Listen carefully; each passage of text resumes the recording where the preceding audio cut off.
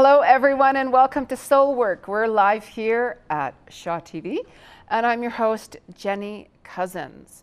And as a reminder for you Calgary, we are opening up the phone lines. So make sure that you give us a call. My number here is 403-539-6710 and I get people ask, I waited to get on to answer questions or to talk to you or anything like that. So what I would suggest is to pick up the phone and give us a call. That's the only way you're going to get on tonight's show. So on tonight's show, as I was just talking about it, I have a guest. You do. And my guest on tonight's show is Simon Rose. Simon, thank you for coming on. Well, thank you for having me on the show. It's a pleasure to be here. Yeah, of course I had to have you on. You're a really interesting person. Well, thank you. So are you. Yes. I'm not the average bearer. No, you're not. So can you tell us, now you have a new book coming out. How many books have you written now? Because Simon is an author of children's books. Well, it's hard to keep track sometimes, but I think this will be the 11th novel for young adults, and also it's this is probably over 100 books in total. So yeah, and this new one comes out, well, it's out now actually. The brand new book is out now. It's a paranormal adventure and a sequel to one that came out in 2015. So quite in keeping with the show, really. Yeah, it is. Yeah. Well, that's why it's all entwined. Yeah. All entwined indeed. Exactly. Everything's connected. Even my book. Yeah. Well, of course your book is connected. So tell us a little bit about the new book. Well, the new book is a sequel, as I said, to the novel Flashback, which came out in 2015, which is a paranormal adventure involving psychics and ghosts and mind control experiments in the Cold War and parallel universes and time travel. All the good stuff. And this sequel is entitled Twisted Fate, and it's out now to pre-order on Amazon if anyone's interested in Kobo and everything as an ebook. The print version is going to be out in a matter of days, and then the third part of the trilogy will come out in the fall, probably September, October. Oh, really? So, yeah. Now this is one of the books that you have written. Yes, that's the one. That's Flashback. That came out last year. If anyone's going to be pre-ordering this book as a result of my appearance on the show, which they should, of course, they would have to read that one first so they know what's happening in the second one. Yeah. See this one here, you know, I like the energy of it because, you know, even on the back, it has the graveyard. It does. Can you tell us a little bit about this book at all? Well, as I say, it's mostly concerning a young boy who is haunted by the ghost of someone who was murdered in about 20 years earlier when somebody was doing secret experiments for the military into using psychics as weapons during the Cold War. That's really fascinating. And he has to go back into somebody else's life to change the past and things. It's very complicated, but it seems to be popular so far. And there was enough material there to be able to do a sequel, which, you know, I hope people will enjoy as well. You know, I want to read it. You should. I thought you already had. I know. Oh my goodness. I know. I'm on it. Yeah. But I like these types of books, and I think this is really, really fascinating. What's the age? Age range for this one is probably sort of 10 to 14, something like that. The other books that I've written, some of them have been for 9 to 12s. They haven't all been in the paranormal genre. This is the first time I've done something in that genre. Most of the other books have been science fiction and fantasy, though.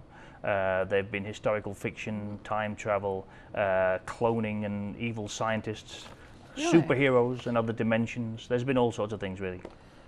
Because I do want to talk a little bit about your books. You can. I do, because I really find them fascinating. I really do. Well, thank you. I got to get on them. I really You do? I don't know. What are you spending your time doing if you're not reading my books? It's shocking. Well, I think you'd be surprised. Yeah. So what about this one here? This one here is called The Sorcerer's Letterbox. Well, The Sorcerer's Letterbox is all about the mystery of the princes in the Tower of London in 1483, who were supposedly murdered by King Richard III when he seized the crown for himself at the end of the Wars of the Roses. But no one knows what happened to those boys, and they could have escaped, but I can tell you no more. Oh, wow. Yeah, that's Could all I you can tell you. could you do sequels on all of your books, or like if you wanted? Well, I suppose that you could if you I wanted could. to. I mean, at the moment, I'm always working on something or other in Yeah. terms of projects. I mean, I am working on a historical fiction novel set in the English Civil War at the moment, which I might be done by the end of the year. I'm not sure. But some of the earlier books I can write sequels to. That one we were just talking about, that's probably a closed story and finished off. But the one about the superheroes, The Emerald Curse, came out way back in 2006. But I am currently writing a couple of sequels to that. And there's one called The Sphere of Septimus, which came out in 2014, which also has sequel potential, which I'll probably work on as well. But not all of them. Some of them are single standalone stories, but some have potential for more adventures for the characters. So they're interesting. And what about this one here? Oh, that one. Oh, that's too scary for you. The Heretics Tomb is, again, historical fiction. It's about medieval England. It's about the time of the Black Death.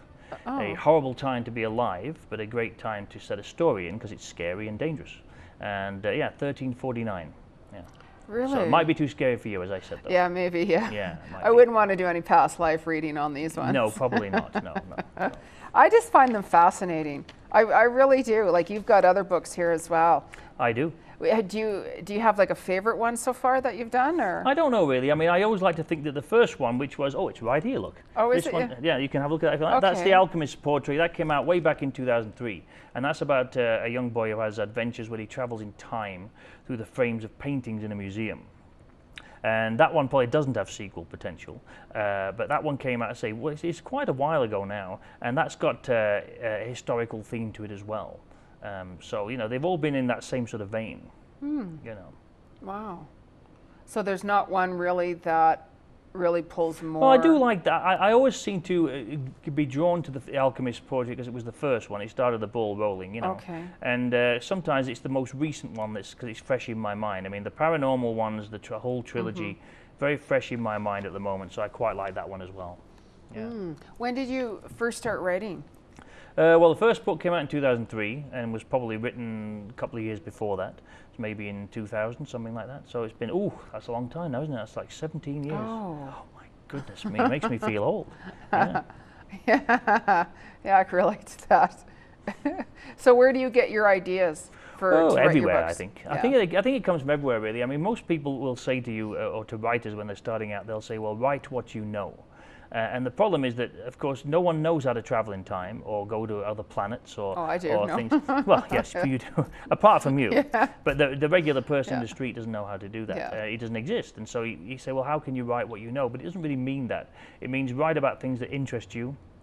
Topics that you want to write stories about. So for me, it was always going to be other dimensions, history, time travel, science fiction, fantasy, superheroes, and the paranormal, and ancient civilizations. I did a book about a mask that came from the city of Atlantis as well, which was Oh, really? the Doomsday Mask, came out in 2009, I think. So your book on that, Yes.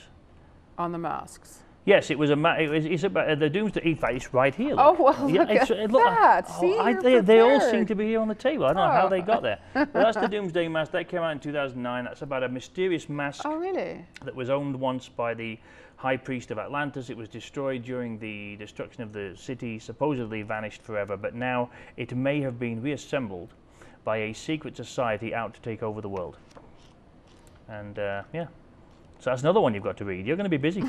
You should just give me the books to take home. Give you the books. Oh. Absolutely, give me the books to take home. I think they're actually really, really good. Are all your books, do you think, are going to be based more so like with the children's series? Do you think you might get involved with more like adult type books? I might and do, stuff, I think. or- Yeah, I mean, the thing is, the first books that were written that were all for sort of 9 to 12-year-olds, I suppose, really, maybe kids about 10 or 11 on average. But the paranormal one and the one I wrote about somebody who has receives messages on his phone from his future self, Oh, really? which came out in last year. Those are for slightly older kids, some only for 10 to 14. And even this one about the Civil War, I'm toying with that being for adults rather than children, I think. I don't know. I don't rule it out. You know, these books, just from the energy, because I read energy, you know, I can look at a book and read the energy on it. These books here, Neil, if you're watching, by the way, these books could seriously be made into some movies. I think they should, yes. Do you know anyone? Yeah, that's why I'm saying, Neil, if you're watching the show. Yeah, I think they should. I mean, some of them should. I mean, the thing is with the ones about the paranormal trilogy, they're set in a modern city, in a modern setting. There wouldn't be any historical settings to do and costumes, things like there would be with the historical ones. So they would make pretty good, make pretty good movies, I think. But I'll keep writing, I think, and see maybe another one further down the road will be an even better prospect for film. Who knows? I think we should get in touch with Steven Spielberg. Maybe, yes. Yeah, you have his number, I believe. Yes, just on my call quick list. There you go. Well, when we finish, you give him a shout, and I'll talk to him too. We'll do a speakerphone. Yeah, why not? Yeah. I think that'd be really neat because, like, it's got that kind of like that ET energy to it for some reason. Is what I'm. It'd be nice. I mean, on. It's difficult to get film deals sometimes, but it'd be nice if it happened for sure. Yeah, yeah, because the potential is there. So when can people buy all of your books? When can people can buy them wherever they want and whenever they want? The thing is, with the current, all the books are available on Amazon. They're available at Chapters and things. If they're not in the Chapters store, people can order them. They can always get through to me on my website anytime and get hold of me there too. And the latest book, which I think I mentioned already, is available to pre-order on Amazon if people want to. Because what you do other things besides writing. Also, don't you? I do. I appear on your show on a regular basis. No, I do. Recently I seem to have done an awful lot of editing and things for the other writers. I do a lot of editing of books. I do a lot of writing, a writing coach I work as well, helping people with projects that have just started out. I teach at both the universities and with Chinook Learning, writing classes and things like that. And also I do writing for websites and corporate stuff as well. So I keep busy, yes. Yeah, I know. I gotta get on my blog. You do? We already talked about that one, but so if anybody now wanted to get a hold of you, Simon, what is the best way for if they wanted to talk to you more about things? Well, obviously they can go to the website and reach me through there. Of course, send me a message and things. They can come and see me in person at book signings. I'm at Indigo Books at Signal Hill on Saturday, this Saturday, April 1st. And if anyone watching is going to the Comic Expo at the Stampede Grounds at the end of the month, I'll be there too. I have a booth there, and details of where I'll be is on the website too. Excellent, excellent. Well, isn't that wonderful? So you all know how to get a hold of Simon now, and the books look really good. Thank you. I got to read them. I admit I'm behind. And Calgary, we are going to take a short commercial break. So make sure you pick up that phone and give myself and Simon a call. That number is 403-539-6710, and we'll be right back after this short break. Hang in there.